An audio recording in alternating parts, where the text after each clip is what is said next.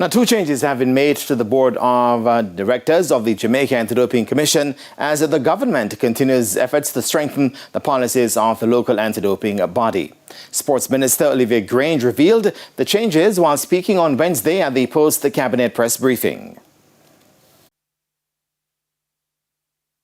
The board will be chaired by Mrs. Debbie Ann Brown-Salmon, Deputy Chair Dr. Peter Charles, and the other members are Floret Blackwood, Peter Chin, Shanette Stubbs, Reverend Harold Vern Blair Jr., Mr. Garth Walker, Mrs. Maria Morrison, Mrs. June Spence Jarrett, and Mrs. Suzette Ison.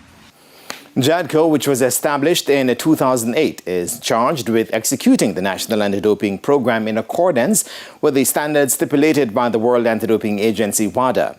Meanwhile, Minister Grange also updated the nation on the Independent Anti-Doping Disciplinary Panel, the IADP. The Cabinet also gave approval for the appointment of the Independent Anti-Doping Disciplinary Panel for a period of 3 years.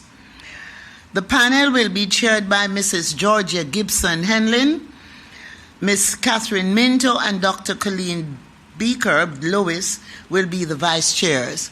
The other members of the panel are Dr. Japheth Ford, Dr. Donovan Calder, Dr. Lisa Herlock, Dr. Denise Forrest, Mr. Jeffrey Clark, and Ms. Khalees Spencer.